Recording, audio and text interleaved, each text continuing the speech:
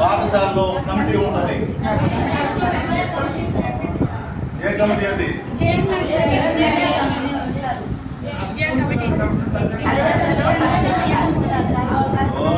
ప్రతి ఒక్క పాఠశాలలో విద్యా కమిటీ అనేది తల్లిదండ్రులతో కలిపినటువంటి ఒక కమిటీ ఉంటుంది.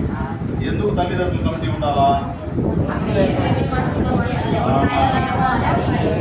ఇవన్నీ మెరుగుపరచాలి అంటే డెఫినెట్గా ఆ యొక్క తల్లిదండ్రులు వెళ్ళి ఆ స్కూల్ను చూసి ఆ స్కూల్లో ఉన్న వసతులను పరిశీలించి సక్రమంగా ఉండేలా చూసుకోవడం ఒకటి అయితే, ఎక్కడైనా ఇబ్బందులు ఉంటే దాన్ని సరిచేయడానికి కూడా వాళ్ళు సిఫారసు చేయొచ్చు. అందుకే తల్లిదండ్రుల కమిటీ. అర్థమైందా?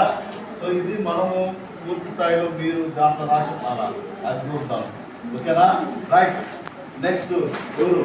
11వ సంబంధానికి వివోగా పనిచేస్తున్నాను. ప్రస్తుతం విజన్ బిల్డింగ్ మాడ్యూల్ 3లో ఉన్నాము. విజన్ బిల్డింగ్ మాడ్యూల్ 1లో మనం కళలు కన్నాము. ఆ కళల్ని విజన్ బిల్డింగ్ మాడ్యూల్ 2లో ఎలా క్రోడీకరించుకోవాలో రాసుకున్నాం చాట్ రూపంలో. ఇప్పుడు 3 మాకు ఇచ్చిన టాపిక్ విద్య ఆరోగ్యము. ఇప్పుడు విద్య చదువుతున్న ప్రస్తుత స్థితి.